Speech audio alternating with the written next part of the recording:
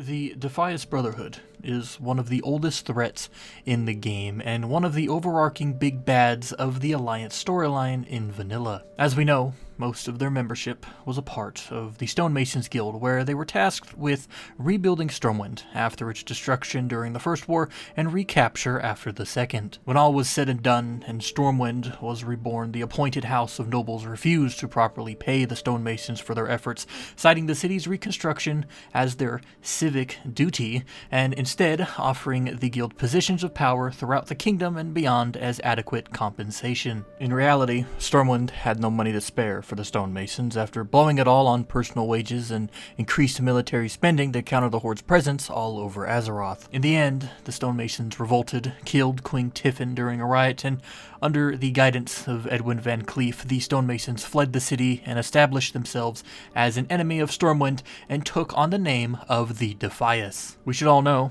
how the story of the original Defias ended.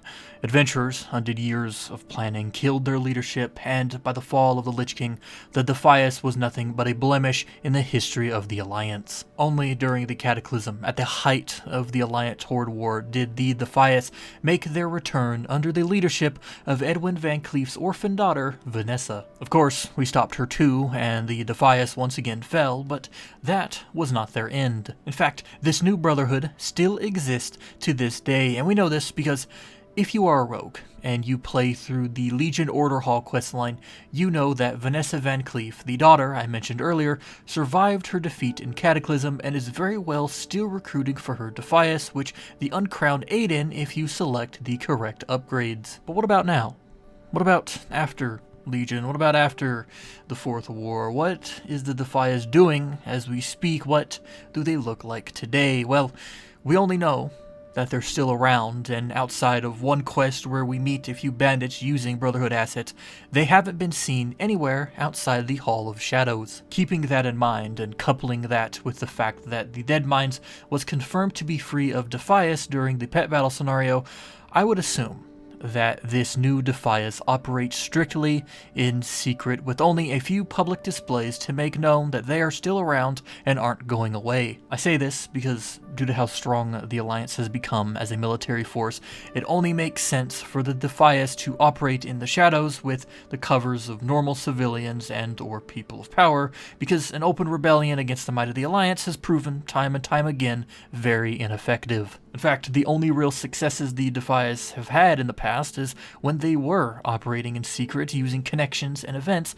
to create chaos. For example, using their connections around Azeroth, the Defias managed to successfully kidnap King Varian Wrynn and severely weaken the leadership of the entire Alliance for a very long time. And if you needed an example of how successful hiding in plain sight might be, Vanessa found good success in hiding out as the adoptive daughter of the Saldine family until she deemed it right to strike back and declared the Defias reborn. Also to note with this new Defias, when you recruit for them in the Hall of Shadows, their racial ethnicities include the Night Elves, the Blood Elves, the Undead, and other races that were not originally affiliated with the Defias in the first place, meaning that their organization now expands the entirety of Azeroth rather than the Eastern Kingdoms and a few select places on Kalimdor. That tells me that if they are making plans, which we know they are, it goes well beyond just Stormwind and will affect the entirety of the Alliance and possibly even the Horde in some way, shape, or form. It was the full might of the Alliance and the Horde that quelled the Defias during the Cataclysm, so it wouldn't surprise me if the Defias plans to strike at every level of the Alliance as well as the Horde as an act of ultimate revenge. Now, you might ask, how would they go about doing this? Well, I'm not sure, but I am sure it would probably once again involve an ogre juggernaut or some sort of ship like it has done in the past. I say this because one of Edwin Van Cleef's original plans to strike at Stormwind was to use his juggernaut as a way to disrupt Alliance trade and deprive the city of Stormwind the riches they deprived the Stonemasons. Considering that the Alliance and the Horde are still without a proper navy as of current events, an attack by sea on any port or on any traveling merchant vessels would be utterly devastating to trade for either side and might be enough to spark riots, revolts, or another taxing faction war that the Defias could use to their advantage. Your guess is as good as mine on the subject, but here's something to note before I end today's video. If the Alliance continues to fracture now that peace with the Horde has been completed and signed, it's possible we'll see the Defias rise and take control of any potential chaos and cause much more damage to Azeroth than they've done in years past. History does have a tendency to repeat itself, especially when it comes to the Alliance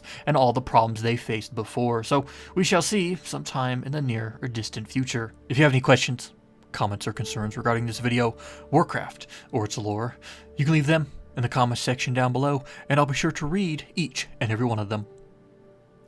Thanks for watching.